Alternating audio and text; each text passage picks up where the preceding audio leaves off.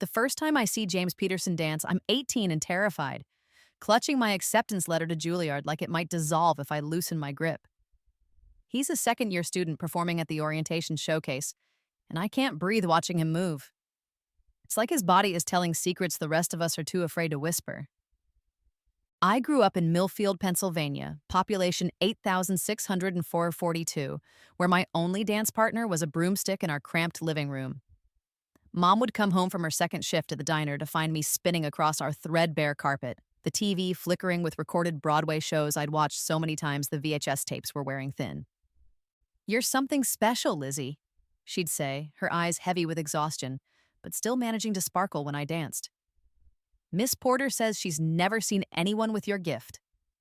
Miss Porter was our town's only dance teacher, teaching ballet, tap, and jazz in a converted garage with a portable bar and mirrors that distorted your reflection if you stood too close to the edges. But she'd trained in New York decades ago, and in Millfield that made her practically a Broadway legend. "You have a once-in-a-generation talent," she told me during my senior year, helping me with Juilliard applications after hours. "But talent isn't enough in New York. You need to be steel inside. They'll try to break you." I nod like I understand, but I don't. How could I?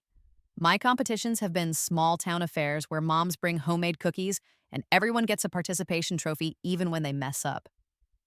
The night before I leave for Juilliard, Mom and I sit on our porch swing, the summer air thick around us. "I'm scared," I admit, voicing the fear that's been building for months. She squeezes my hand. "Being scared means you're about to do something brave." "What if I'm not good enough?" "You've never been just good enough, Lizzie. You've always been extraordinary." She brushes my hair back, her waitress hands rough against my skin. "Promise me something. Promise you'll remember who you are, even when they try to tell you differently."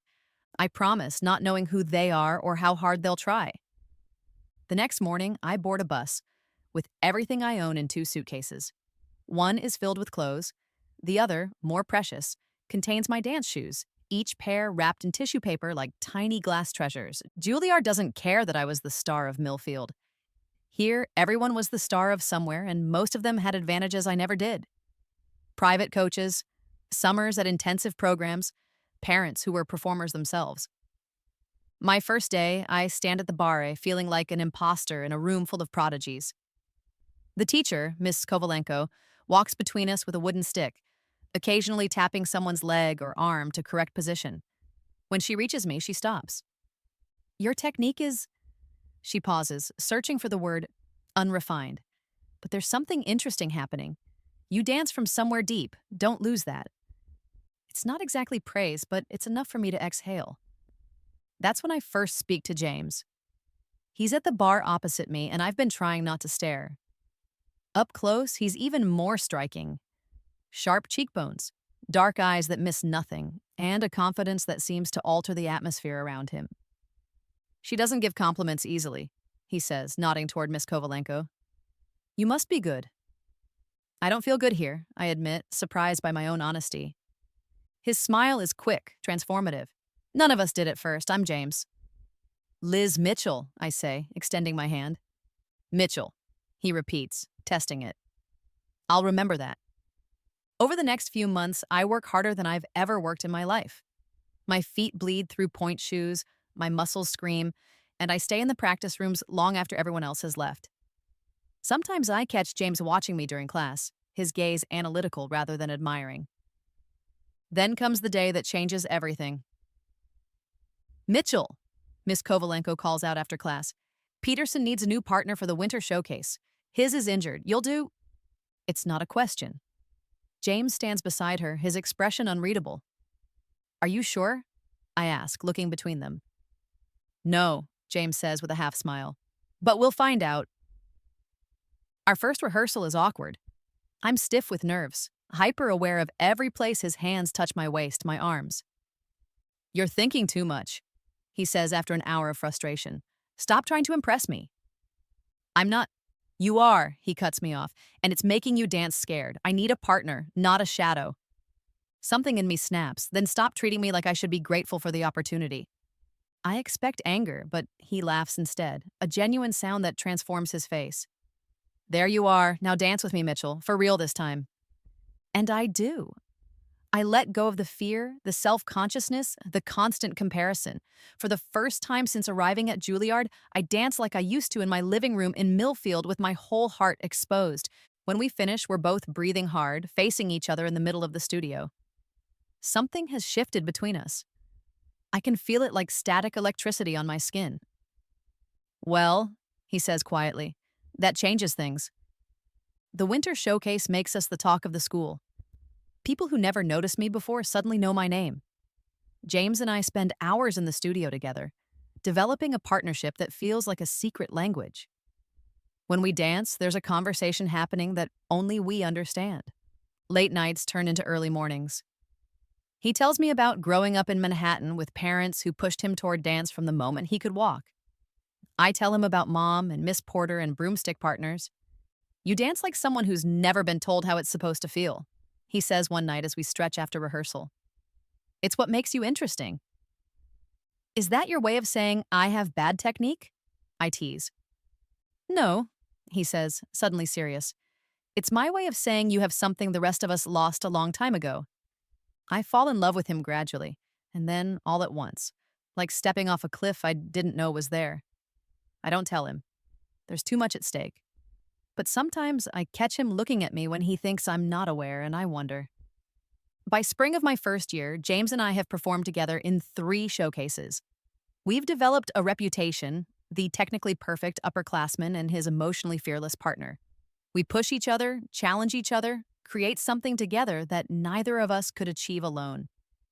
Then Marcus Whitfield comes to Juilliard. Marcus is Broadway royalty, a choreographer with 3 Tony Awards and a reputation for launching careers. He's working on a new show, something experimental that blends classical ballet with contemporary movement, and he's looking for fresh talent. He's watching the spring showcase, James tells me, grabbing my hands. This could be it, Mitchell, our shot. I try to temper my excitement. He'll be looking at you, not me. He'll be looking at us, James corrects. We're a package deal now. I want to ask what that means for our partnership, for us. But there's no time. The showcase is in 2 weeks, and James is obsessed with perfection. We create a piece together that tells the story of 2 people finding and losing each other repeatedly, always returning to the same point of connection. It's the most challenging choreography I've ever attempted, but also the most honest. Dancing it feels like opening a vein. The night of the showcase, I peek through the curtains and see Marcus Whitfield in the front row. My stomach drops. I can't do this, I whisper to James as we wait in the wings. He turns me to face him, hands on my shoulders. Yes, you can. Remember when you told me about dancing in your living room? How no one was watching but you didn't care? I nod. Dance with me like that, like no one's watching. But everyone is watching, especially Marcus Whitfield, whose eyes never leave us as we perform. I feel naked under the lights, exposed in a way that's both terrifying and exhilarating. When we finish, there's a moment of complete silence before the applause starts. After the showcase, James and I are called to Miss Kovalenko's office. Marcus Whitfield is there, casual in designer jeans, but with eyes that miss nothing. That was extraordinary, he says, extending his hand. David Keller, I produce for the West Side Theater Group. My mouth goes dry. West Side is small but respected, known for developing new work that occasionally transfers to larger venues. Eliza Mitchell, I reply, shaking his hand. Mitchell, he repeats. And for a painful moment, I'm reminded of James saying my name that first day at Juilliard. I'd like to talk to you and Sophia about developing this piece further. We have a slot open in our spring season. Sophia materializes at my side, eyes wide. Are you serious? Deadly, David says. That solo especially. There's something there, raw, honest storytelling through movement. I'd like to see it expanded into a full-length work. Later, after everyone has gone and we're clearing out our dressing room, Sophia grabs my shoulders. Do you realize what just happened? This is it, Liz. The door cracking open. It's a small theater, I say, tempering my own excitement. Not Broadway. It's a start, and more importantly, it's on your own terms. She grins. We need to celebrate, right now. We end up at a dive bar in the East Village, toasting with cheap champagne. For the first time in years, I allow myself to hope, to imagine a future in dance that doesn't end in humiliation. To second acts, Sophia says, raising her glass. To second acts, I echo, thinking of Mom's letter. I wish she could have seen me tonight. The reviews appear online the next morning. They're mostly focused on Sophia's choreography, but 3 mention me specifically. Newcomer Eliza Mitchell brings a haunting vulnerability to her solo. Mitchell's performance carries the emotional weight of someone who has lived the resurrection her movement depicts. Watch for Mitchell's name in future productions. She has that rare quality that draws the eye even in group sections. I read them through tears, saving screenshots to a folder on my phone. Proof that I wasn't imagining it. I can still dance. I can still connect. David Keller calls 2 days later. He wants to meet about the spring production. Not just dancing this time. He and Sophia want me to co-choreograph, to help develop the piece into a full-length work. We want to tell your story, Sophia explains when I express doubt. Not literally, but the essence of it. Falling, getting back up, loss and recovery. Why my story, I ask? It's not special. Are you kidding? Girl from small town gets into Juilliard, faces devastating setback, disappears for years, then returns stronger? It's practically a ballet already. She squeezes my hand. And you have something most dancers never develop, a genuine point of view. Pain has given you perspective. I think about it for days. Creating a work inspired by my own journey would mean facing everything I've tried to forget. Juilliard, James, the humiliation, the years wasted, but it would also mean reclaiming that narrative, transforming it from a story of failure into one of resilience. Okay, I tell Sophia finally, let's do it. But I don't want my name on it. She frowns. Why not? Because I'm not ready to be that exposed. I'll help create it. I'll dance in it, but I don't want the program to say based on the life of Eliza Mitchell. Fine, she agrees reluctantly. For now. We title the piece Phoenix. Over the next few months, we develop it into a 60-minute work for 6 dancers, with me taking the central role. The structure follows a woman's journey from aspiration to devastation to rebirth, told through a series of solos, duets, and group sections. The most challenging part to choreograph is the middle section, the fall. I have to revisit my darkest moments, the humiliation at Juilliard, the years of grief and denial in Millfield. Transforming that pain into movement is both excruciating and cathartic. By opening night at the West Side Theater, Phoenix has evolved into something I'm genuinely proud of. The small venue is packed, friends, colleagues, and enough press to make my stomach churn with nerves. Places in 5, the stage manager calls. I stand in the wings, breathing deeply. This isn't Juilliard. I'm not the same frightened girl I was then. I've earned this moment, fought my way back to it. You're going to be amazing, Sophia whispers, appearing beside me, just like in rehearsal. But it's not like rehearsal, it's better. From the moment I step on stage, I'm transported, living inside the story we've created. The audience disappears. The critics disappear. There's only the movement, the music, the raw emotional truth we're sharing. When the lights come down at the end, there's that suspended moment of silence. Then, thunderous applause. We take our bows, sweaty and exhilarated, and I feel something unlock in my chest. Pride. Not in being perfect, but in being authentic. The reviews are glowing. Phoenix announces the arrival of a significant new voice in dance. Mitchell performs with a rare combination of technical prowess and emotional authenticity. A stunning meditation on resilience that leaves the audience breathless. 3 weeks into the run, David calls a meeting. We have interest, he says without preamble. From Uptown. Sophia gasps softly beside me. Broadway. Not quite Broadway, but close. The Patterson Theater on 54th. They're looking for something to fill an unexpected gap in their summer season. Something fresh. The Patterson is a 500-seat theater just outside the official Broadway district. Still prestigious, still a major leap from our current 150-seat venue. They want to transfer the show as is? I ask, hardly believing it. With some expansion, David says. They're thinking 90 minutes instead of 60, a slightly larger cast. But essentially, yes, same concept, same creative team. He looks directly at me. Same lead dancer. When would this happen? Sophia asks. 3 months from now, if we say yes. David leans forward. And we should say yes. This is the opportunity of a lifetime for all of us. My mind races. A larger theater means more exposure, more pressure, but also the chance to share this work, our work, with a broader audience. There's one more thing, David adds, looking at me. They want to bill it as your comeback story. They want your name on it, Eliza, as co-choreographer and star. My pulse quickens. Why? Because audiences love redemption stories.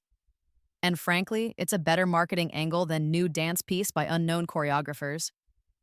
He has the grace to look apologetic. I'm just being honest about how the business works. I need time to think, I say, standing abruptly. I walk for hours that night, up and down the Manhattan grid, considering what this means. Stepping fully back into the light, claiming my story publicly, risking being seen and potentially rejected again. But it's different this time. I'm not an 18-year-old seeking validation. I'm a woman who's survived loss, who's rebuilt herself piece by piece. And this show isn't just a showcase for technical skill, it's an honest expression of everything I've experienced. The next morning, I call David. I'm in, I say. Let's do it. Excellent. I can hear the relief in his voice. One more thing, they want us to consider adding a male lead, someone to play the antagonist partner in your journey. Any thoughts? I freeze. We've been using ensemble dancers to represent the forces that challenge the Phoenix character, but never a specific male counterpart. Adding one would make the story more literal, closer to my actual experience. I'll think about it, I say carefully. That night, I discuss it with Sophia. If we add a male lead, it changes the dynamic of the piece, I argue. It becomes more about a relationship than a personal journey. Or it adds another dimension, she counters. Look, I know you're worried it will hit too close to home, but maybe that's exactly why we should do it. Face the demon directly. I've spent years trying to forget James Peterson. And how's that working out for you? She softens her tone. The most powerful art comes from the places that scare us most. I know she's right. The central conflict in my story has always been about betrayal, about having my confidence shattered by someone I trusted. Depicting that dramatically requires a specific antagonist. Fine, I relent, but I have approval over casting, and they need to understand the character isn't just a villain. He's complex, talented, driven. Like all the best antagonists, Sophia agrees. We spend the next week adapting the show for the Patterson expanding sections, clarifying the narrative, writing character descriptions for the new cast members we'll need. The male lead is described as technically brilliant, charismatic, but ultimately self-serving, a dancer who uses others as stepping stones for his own advancement. Casting begins the following month. We see dozens of dancers for the ensemble roles, eventually selecting 8 talented performers who can execute both the technical and emotional aspects of the choreography. For the male lead, we narrow it down to 3 possibilities, all exceptional dancers with the right combination of technique and acting ability. Then, during the final callback session, the casting director approaches me. There's someone else who'd like to audition. He wasn't scheduled, but he's quite persistent. Who? I ask, already reaching for the next resume in my stack. James Peterson. Says he worked with you at Juilliard? The room tilts sideways. What? He saw an article about the show transferring uptown. Apparently, he put 2 and 2 together and realized you were involved. He's quite eager to be considered.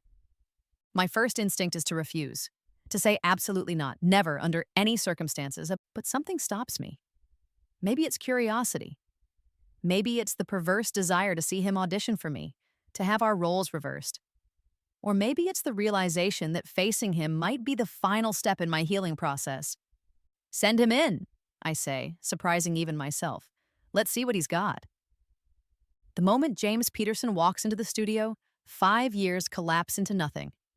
He's exactly as I remember, tall, impeccably built, with that same confidence that seems to alter the gravity in any room he enters. Then I notice the differences. Faint lines at the corners of his eyes. A slight guardedness in his expression. He's not the golden boy anymore. He's a dancer in his late 20s, still successful but no longer the next big thing.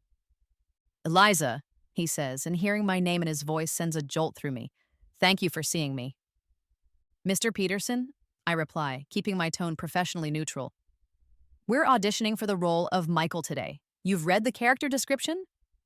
A flicker of something, recognition? Discomfort? Crosses his face. Yes, thoroughly. Good. We'll start with a technical combination, then a character study. I nod to the pianist. Whenever you're ready. He dances the combination flawlessly, of course. His technique has only improved since Juilliard clean lines, impressive elevation, precise musicality. But there's something missing, something I can't quite identify until we get to the character study. This section is Michael's solo, after he betrays the protagonist, Sophia explains. He's achieved what he wanted professionally, but there's an emptiness to his success. Show us that tension. James begins the solo, executing each movement with technical perfection. But the emotional quality isn't there, the complexity, the hint of regret beneath the ambition. He's dancing the steps, but not the story. I exchange glances with Sophia, who gives a subtle shrug. He's good, but not connecting with the material.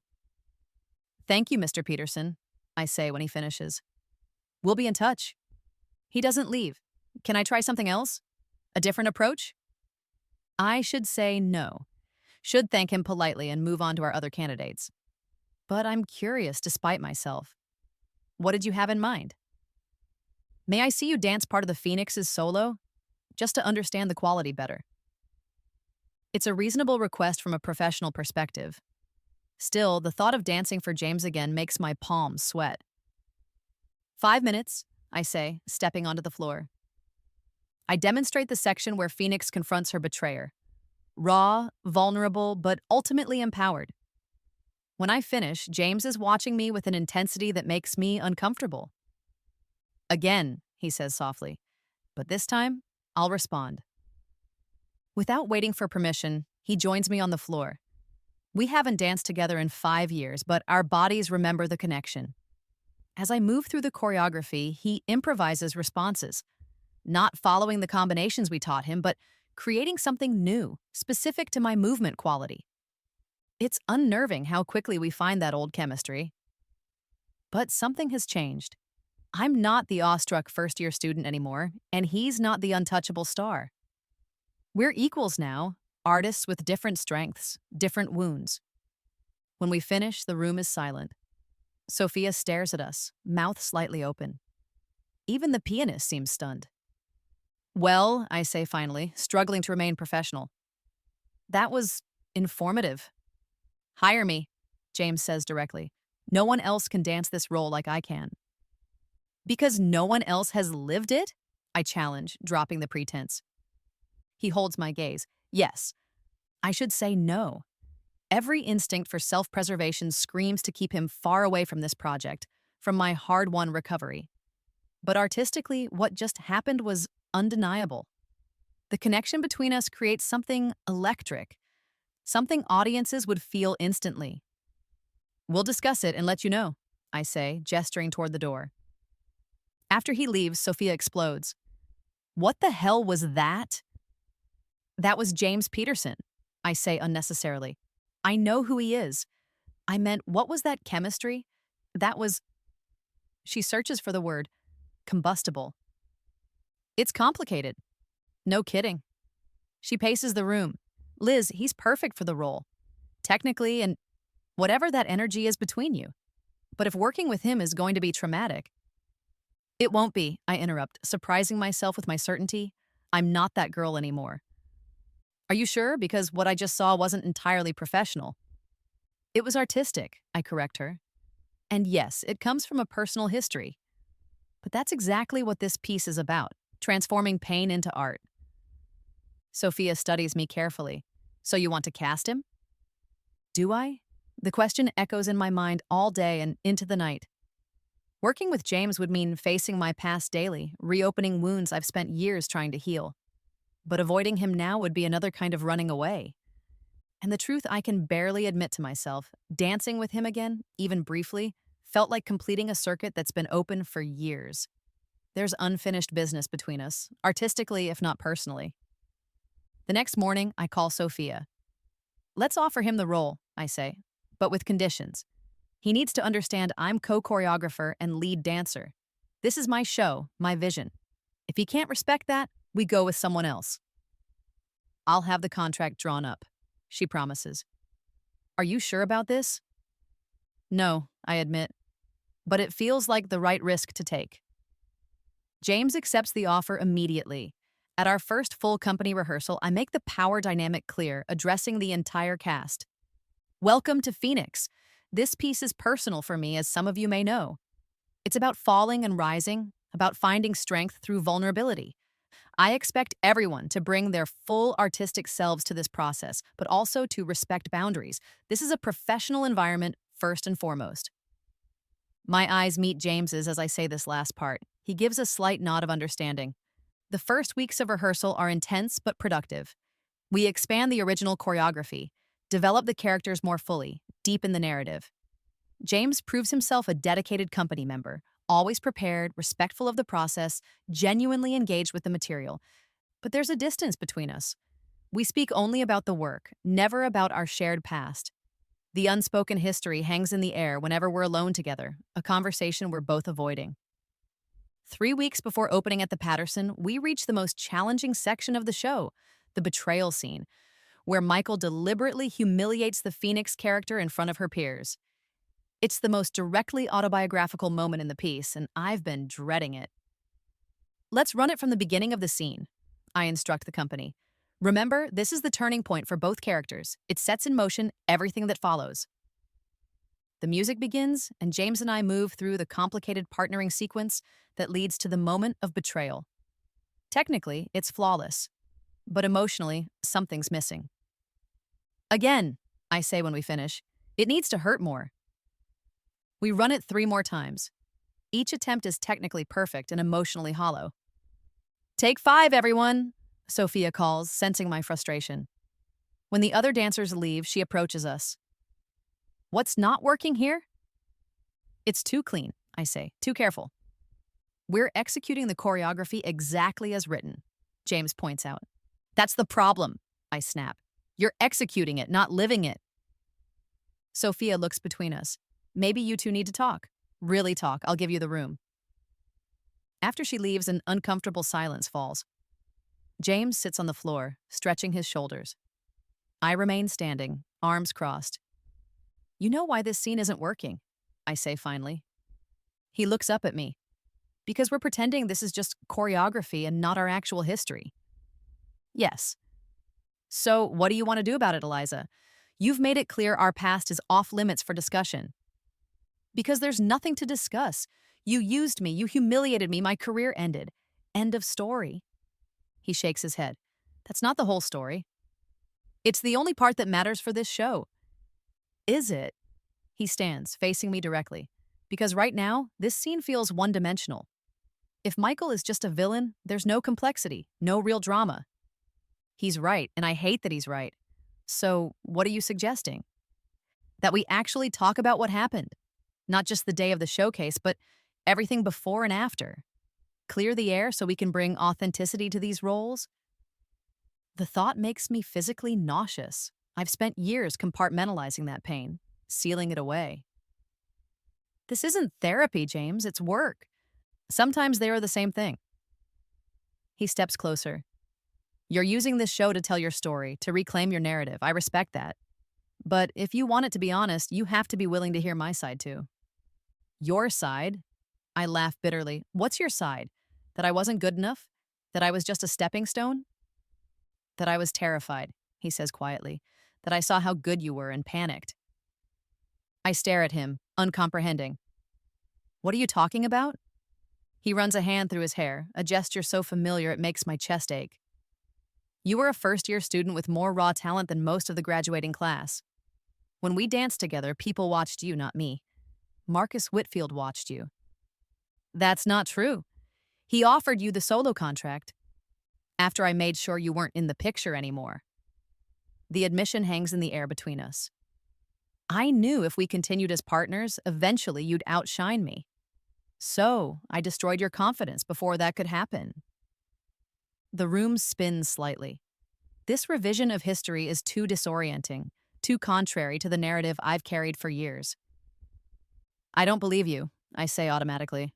You don't have to, but it's the truth. He sits back down, suddenly looking exhausted. I was the golden boy with perfect technique but no soul. You were all soul.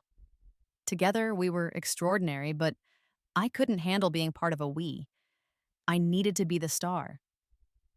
So you admit you used me? Yes, and I've regretted it every day since. He looks up at me, his expression stripped of its usual confidence. I've watched your career, you know. After the showcase, after you left. I kept expecting to see your name somewhere, downtown, contemporary companies, anything, but you vanished. Because of you, I say, my voice breaking. I know. He doesn't try to defend himself. I didn't realize how completely I'd broken your confidence until you never came back. By then, it was too late. We sit in silence, the weight of the past pressing down between us. Did you ever think of reaching out? I ask finally, apologizing. Many times, but what would I have said? Sorry I ruined your career because I was insecure? Words seemed inadequate. He gestures around the studio. Then I saw the reviews for this show, realized it was you, and thought, maybe there was a way to show you instead. To be part of your comeback story, even as the villain. I don't know what to do with this information, this reframing of a moment that defined my life. It doesn't erase what happened, but it shifts something fundamental in how I've understood it. I need time to process this, I say, standing. Rehearsal's over for today. That night, I can't sleep.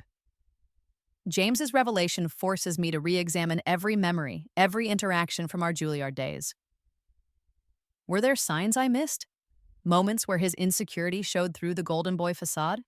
More disturbingly, if he was right about my talent, what might my career have been if I hadn't let his rejection define me? If I'd picked myself up and continued dancing?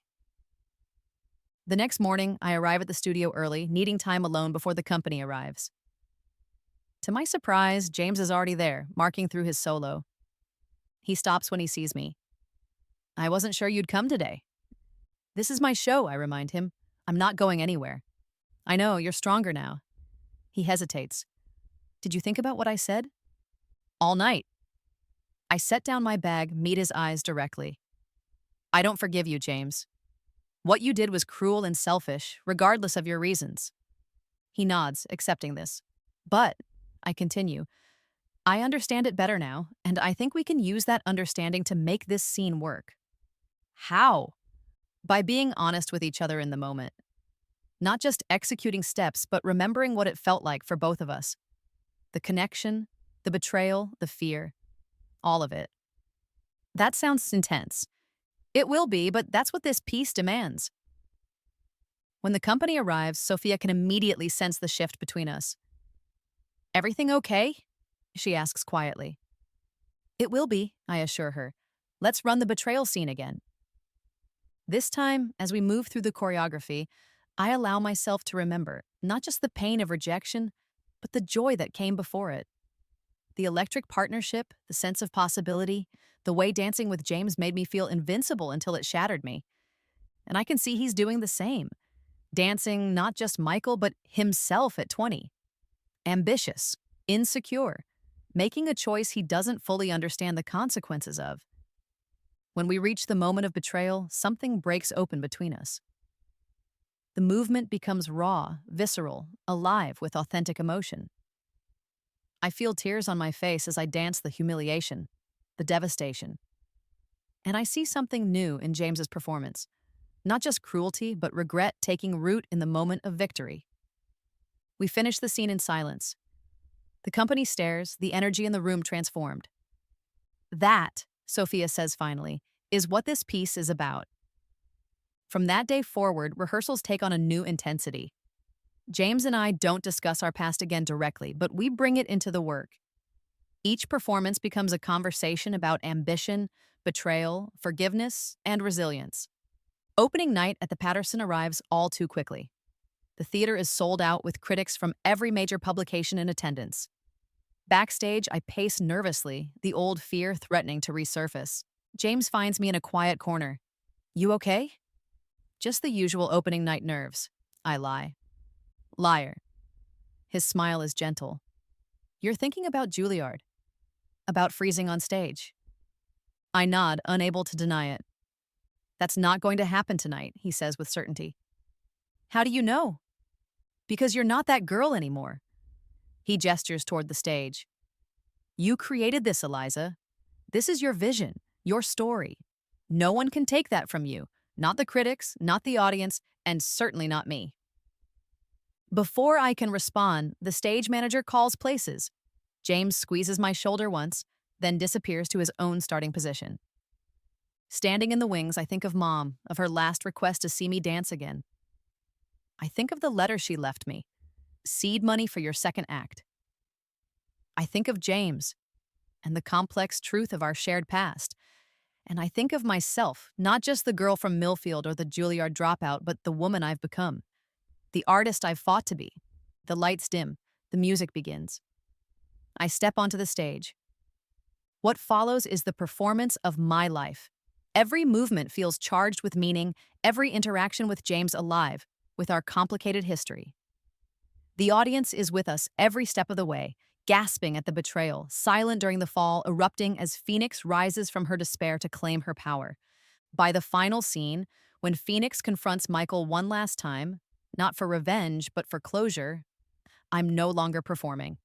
I'm living this moment of catharsis, of letting go, of moving forward on my own terms. The lights fade on the image of Phoenix rising alone, stronger than before. In the darkness, I hear it begin. A single person clapping, then another, then the entire theater on their feet. The ovation lasts 5 minutes. James and I take our bows together, his hand warm in mine. In his eyes, I see respect, regret, and something like pride. Backstage is chaos. Flowers, congratulations, critics asking for quotes. David is ecstatic, already talking about extending the run. They love it, he keeps saying. They absolutely love it. Sophia finds me in the dressing room, away from the crowd. You did it, she says, hugging me fiercely. This is just the beginning, Liz. You know that, right? And for the first time in years, I believe it. The reviews appear online before midnight, unanimously rapturous. Phoenix announces the arrival of a major choreographic voice in Eliza Mitchell. Mitchell's performance is a tour de force of technical brilliance and emotional truth. The chemistry between Mitchell and Peterson creates sparks that illuminate the entire theater. One review from the Times particularly stands out. In Mitchell's Phoenix, we witness not just a performance but a resurrection. 5 years after a promising career was derailed at Juilliard, Mitchell returns to claim her rightful place in New York's dance elite, not as a cautionary tale, but as an artist of singular vision and undeniable power. Her name should be on marquees for many years to come. I read it through tears, sitting on the fire escape of my apartment as dawn breaks over the city. A text arrives from an unknown number. You were extraordinary tonight. You always were. Jay. I don't respond, but I don't delete it either. The next morning, walking to the theater for our second performance, I pass by the Pattersons' Marquee.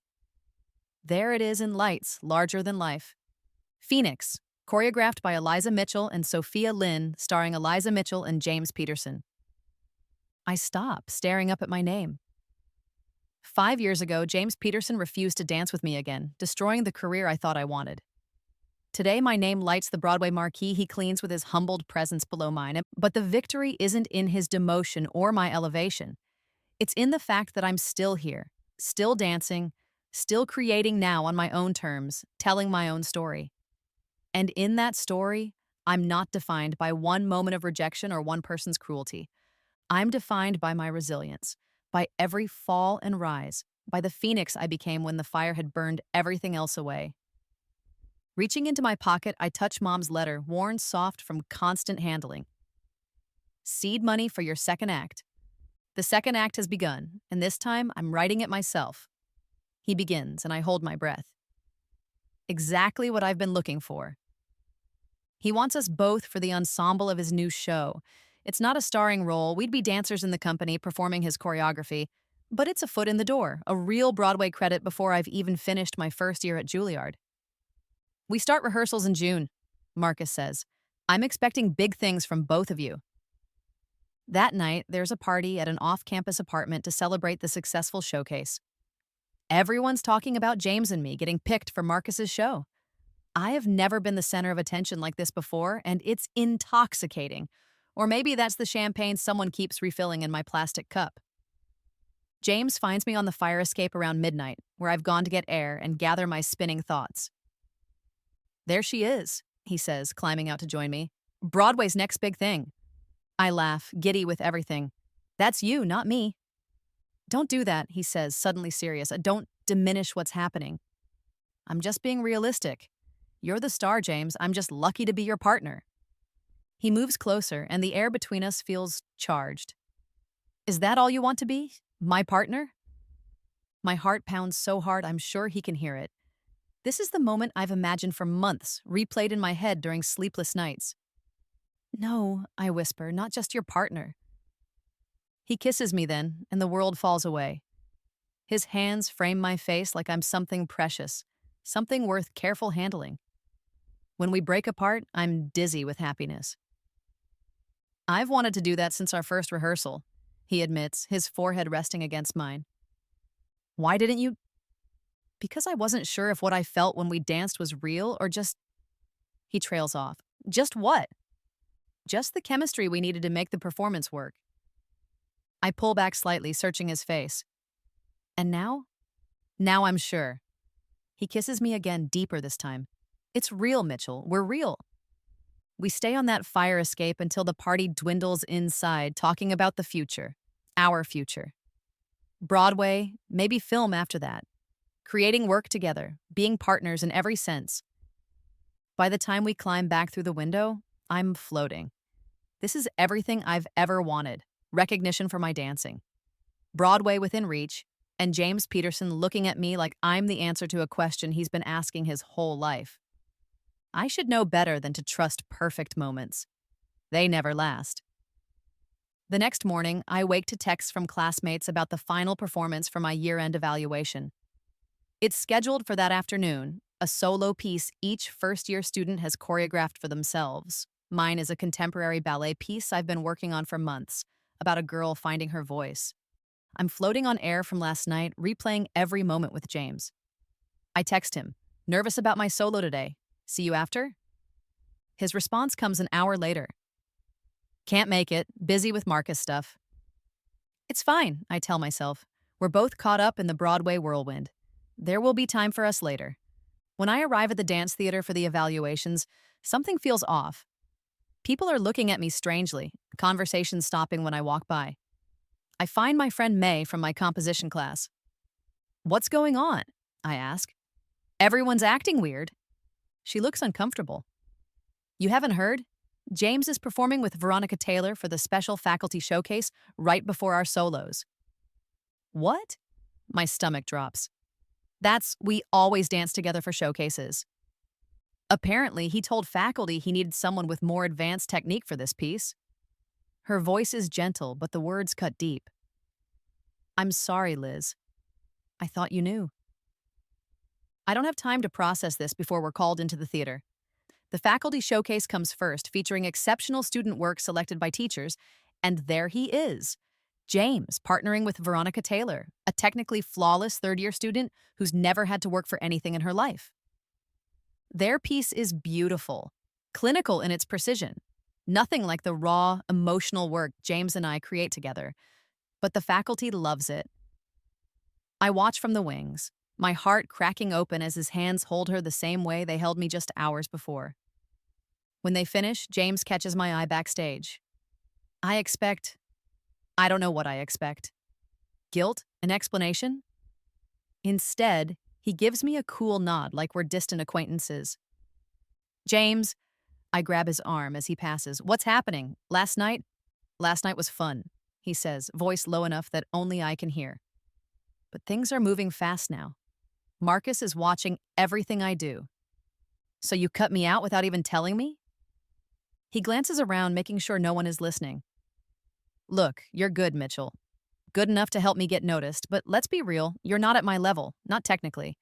Marcus took you because you were my partner, but if I'm going to move up in his company, I need to show I can work with the best. The blood drains from my face.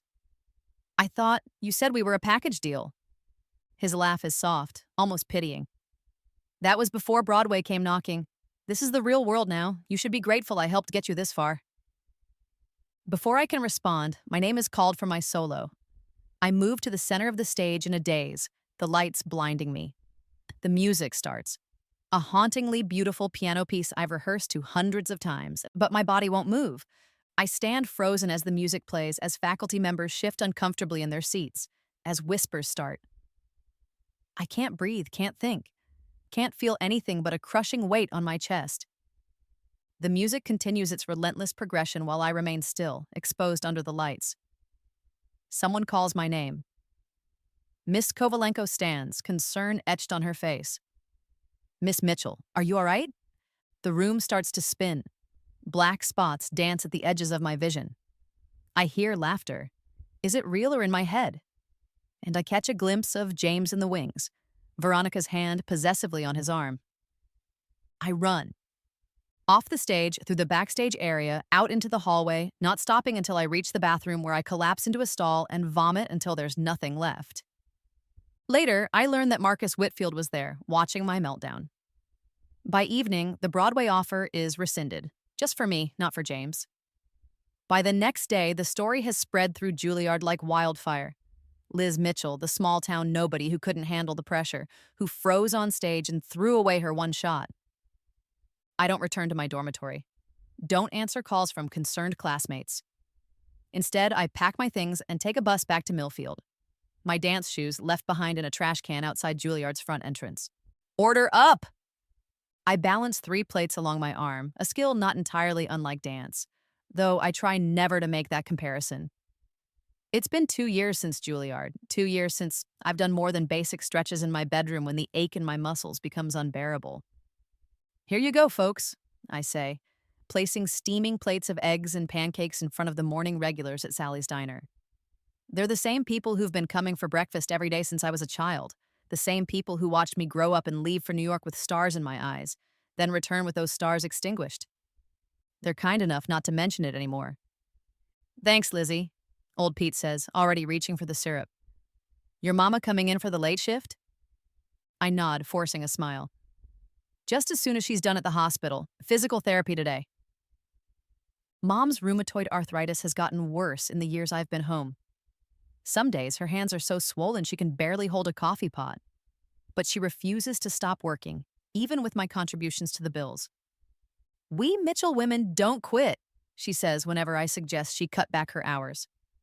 The irony isn't lost on me. My body betrays me daily, muscle memory threatening to turn a simple walk into a plie. Arms wanting to rise in port de bras when I reach for the coffee pot. I fight it, forcing my movements to be functional, not beautiful. Beauty is a luxury I can no longer afford. At night, I dream of dancing. I wake up crying. In the 3 years since my return to Millfield, I've avoided all news of Broadway, of dance, of James Peterson. But information finds you anyway, especially in a small town where people think they're being kind by keeping you connected to your passion. Did you see this, Lizzie? Mrs. Henderson asks one afternoon, pushing a newspaper across the counter. That boy you used to dance with. He's doing quite well for himself. There he is in black and white. James Peterson, featured dancer in Marcus Whitfield's groundbreaking new show. The article mentions his meteoric rise and unparalleled technique. My stomach churns. That's nice, I say, taking the paper and shoving it under the counter. More coffee? Later that week, my old roommate from Juilliard calls. May is the only one I've stayed in touch with, the only one who knew the full story of what happened with James. I'm in a new show, she tells me, her voice crackling over the bad connection. Off Broadway, but still, you should come see it. You know I can't, I say automatically. Can't or won't? She sighs. It's been 3 years, Liz. You can't hide in Millfield forever. I'm not hiding, I'm helping my mom. You're burying yourself alive, she says bluntly. The Liz Mitchell I knew wouldn't let one humiliation define her whole life. That Liz Mitchell was naive. That Liz Mitchell was brave. There's a pause. He asks about you sometimes, you know. My breath catches. I don't want to know that. I thought you should know he doesn't get to just forget you. None of us do. You mattered, Liz. You still matter. After we hang up, I stand in the diner's back alley and let myself do something I haven't in years. I dance. Just a few movements, arms rising, body bending, feet finding positions they haven't held in years. It's like speaking a language I've forced myself to forget, and my body both celebrates and punishes me for the denial. Everything hurts. Everything feels like coming home. I stop abruptly when the back door opens. It's Sally, the diner's owner, watching me with sad eyes. "I didn't know you still did that," she says quietly. I brush past her, back to work, back to forgetting. I don't. Mom's diagnosis comes on a Tuesday. Stage 4 pancreatic cancer, already spread to her liver. The doctor speaks in gentle euphemisms, but the message is clear. Get your affairs in order. Months, not years. "I'm not afraid," Mom tells me that night as we sit on our porch swing, just like we did before I left for Juilliard. "I've had a good life." "Don't talk like that," I say fiercely. "We'll fight this." She takes my hand, her fingers twisted with arthritis but still strong. "Some fights aren't meant to be won, Lizzie. The victory is in how you face them." The months that follow are a blur of hospital visits, medication schedules, and working double shifts to cover the bills that insurance won't touch. I become an expert in pain management, in reading the lines of discomfort around Mom's eyes, in making her laugh even on the worst days. We don't talk about what happens after. I can't bear to. It's a quiet Sunday morning when Mom asks me to dance for her. "I haven't in years," I say, arranging her pillows more comfortably. "I know." Her eyes are clear today, the morphine dose carefully balanced. "That's why I'm asking. I want to see you dance again before I go." "You're not going anywhere," I say automatically. "Elizabeth." She only uses my full name when she's deadly serious. "I'm dying. We both know it. And I have one request." Tears blur my vision. I can't. I don't even know if I remember how. "Your body remembers," she says with certainty. "Dance for me. Not like you did at recitals or competitions. Like you used to in the living room when you thought no one was watching." My throat closes with emotion. Why? Because the greatest grief of my life hasn't been this cancer. It's been watching you give up the thing that made you shine. Her voice breaks. "I want to see my daughter again, not this ghost you've become." That afternoon, I push the furniture in our small living room against the walls. I find an old CD Satya's Gymnopédies, something gentle to start with. Mom watches from her hospital bed, which we moved into the living room last week. I stand in the center of the room, terrified. What if I've forgotten everything? What if my body no longer knows how to speak this language? The music begins, and I close my eyes. For a moment, nothing happens. Then, like water breaking through a dam, movement comes. Not technical, not perfect, but honest, raw. The story of everything I've felt and suppressed these past years, the humiliation, the grief, the anger, the love. I dance until the CD ends, until sweat soaks my shirt and tears stream down my face. When I finally stop, Mom is crying too. "There you are," she whispers. "There's my Lizzie." 2 weeks later, she's gone. After the funeral, I find a letter in her nightstand drawer, along with her bank book. "My dearest Elizabeth, if you're reading this, I've taken my final bow. Don't grieve too long. I've had a beautiful life, with you as its greatest joy. I'm leaving you what little I've saved. It's not much, but it's enough for a fresh start. Call it seed money for your second act. We all get humiliated, baby. We all fail. The ones who make history are those who get back up and try again, wearing their scars proudly. Go back to New York, not for James, not for validation, but for you. Dance again, live again, shine again. All my love, Mom." The bank book shows a balance of $18,456.29. Every spare dollar she'd managed to save over a lifetime of waitressing, even while paying for my dance lessons, even while I was contributing to the bills these past years. Seed money for my second act. I dance at her grave the next morning as dawn breaks over the cemetery. It's my goodbye, my promise, my first steps back to myself. New York hasn't changed, but I have. I find a tiny apartment in Washington Heights, far from the Lincoln Center area where Juilliard memories lurk around every corner. It's a fifth-floor walk-up with suspicious water stains on the ceiling and neighbors who fight in Spanish at 3 a.m. But it's mine, a fresh start. The first time I walk into an open dance class, my heart hammers so hard I think I might pass out. I choose a studio I've never been to before, where no one knows my name or my history. The teacher is a former Martha Graham dancer, all angles and intensity. "New face," she says, noticing me hanging back. "Where do you dance?" "Nowhere," I say, "not for a long time." She raises an eyebrow but doesn't press. "Well, let's see what you've got." I take a spot at the back of the room, as far from the mirrors as possible. When the music starts, muscle memory takes over. The familiar patterns of plies, tendes, dégages. My technique is rusty, my turnout weaker than it once was, but my body remembers. With each combination, I feel something long dormant awakening. After class, the teacher approaches. "You've had serious training." I nod, bracing for the inevitable questions. Instead, she says, "There's something interesting in your movement. Raw, unguarded. Come back tomorrow." I do, and the day after that. I take class every day, sometimes twice. I work nights at a bar near Columbia University, serving drinks to graduate students who never ask why a woman my age is starting over. Gradually, I feel my body returning to me. Not the body I had at 18, but something new. Stronger in some ways, more vulnerable in others. I develop my own style of movement that honors my classical training but breaks the rules when necessary. I dance like I have nothing to prove and everything to express. 6 months after returning to New York, I meet Sophia. She crashes into the studio 10 minutes late, dropping her bag dramatically. Sorry, subway disaster." The teacher rolls her eyes but smiles. "Everyone, this is Sophia Lynn. She'll be visiting from San Francisco for the month. She's a choreographer you all should know." Sophia is a hurricane of energy, tiny but powerful, with a creative mind that seems to work at double speed. After class, she corners me. "You," she says, pointing directly at my chest. "Where have you been hiding?" I laugh nervously. "I'm not hiding.